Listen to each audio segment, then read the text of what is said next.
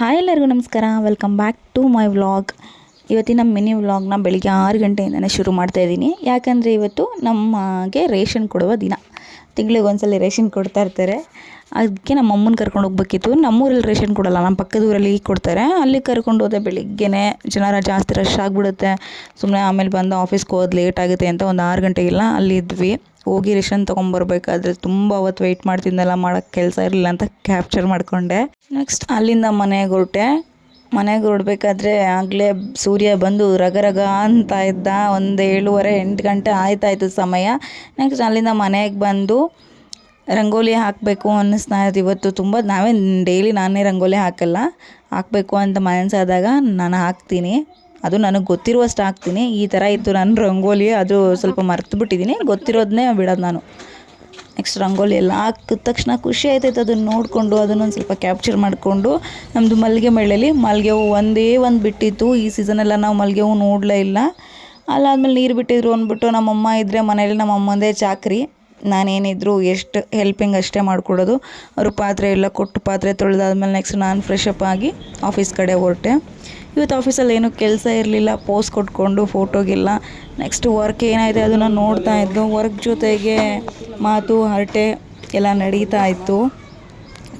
ತುಂಬ ಇವತ್ತು ಫ್ರೀ ಇದ್ವಿ. ಮಾತಾಡ್ತಾ ನೆಕ್ಸ್ಟ್ ಊಟಕ್ಕೆ ಹೋಗಬೇಕಿತ್ತು ಮಧ್ಯಾಹ್ನ.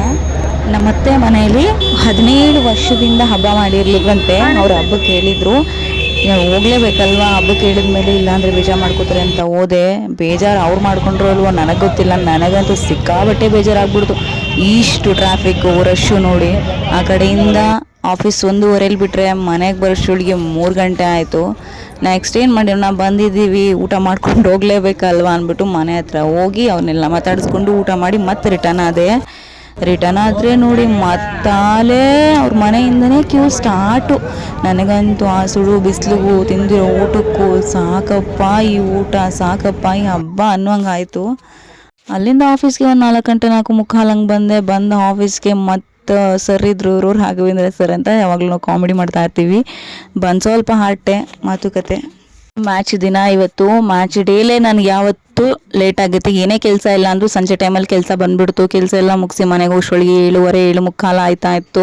ನೆಕ್ಸ್ಟ್ ಸ್ವಲ್ಪ ಶಾಪಿಂಗ್ ಇತ್ತು ಅಂತ ಇಲ್ಲಿ ನಾನು ಯಾವಾಗಲೂ ಇಲ್ಲೇ ಪರ್ಚೇಸ್ ಮಾಡೋದು. ಏನೇ ಬೇಕು ಅಂದರೆ ಒಳ್ಳೆಯ ಸರ್ಕಲ್ಲಿ ಈ ಅಂಗಡಿ ಲೊಕೇಟ್ ಆಗಿರುತ್ತೆ. ಈ ಸ್ಟೋರಿಗೆ ಬಂದು ನನಗೆ ಏನೇನು ಬೇಕು, ನಮ್ಮಮ್ಮಂಗೆ ಸ್ವಲ್ಪ ಥಿಂಗ್ಸ್ ಬೇಕಿತ್ತು, ಅದನ್ನೆಲ್ಲ ಪರ್ಚೇಸ್ ಮಾಡಿಕೊಂಡು ಸ್ವಲ್ಪ ಇವನ್ನ ನೋಡಿಕೊಂಡು ನನ್ನ ಫ್ರೆಂಡ್ಗೆ ವೆಯ್ಟ್ ಮಾಡಿದೆ. ಅವಳು ಬರಲಿಲ್ವಲ್ಲ ಅಂದ್ಬಿಟ್ಟು ನಾನು ಏನಾಯ್ತು ಅದನ್ನೆಲ್ಲ ತೊಗೊಂಡು ಅವಳ ಜೊತೆ ಸ್ವಲ್ಪ ವೀಡಿಯೋ ಕಾಲ್ ಮಾಡಿ ಮಾತಾಡಿಕೊಂಡು ನೆಕ್ಸ್ಟು ಮನೆ ಕಡೆಗೆ ಹೋಗೋಣ ಅಂತ ಹೋದೆ.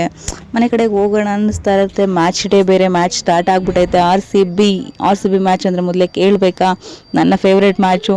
ಆಫೀಸಲ್ಲೇ ಸ್ಟಾರ್ಟ್ ಆಗಿಬಿಟ್ಟಿತ್ತು. ಆದರೂ ಏನು ಮಾಡ್ತೀರಾ ನೋಡೋಣ ಅಂದ್ಬಿಟ್ಟು ಟೈಮ್ ತುಂಬ ಹೆವಿನೇ ಆಗಿತ್ತು.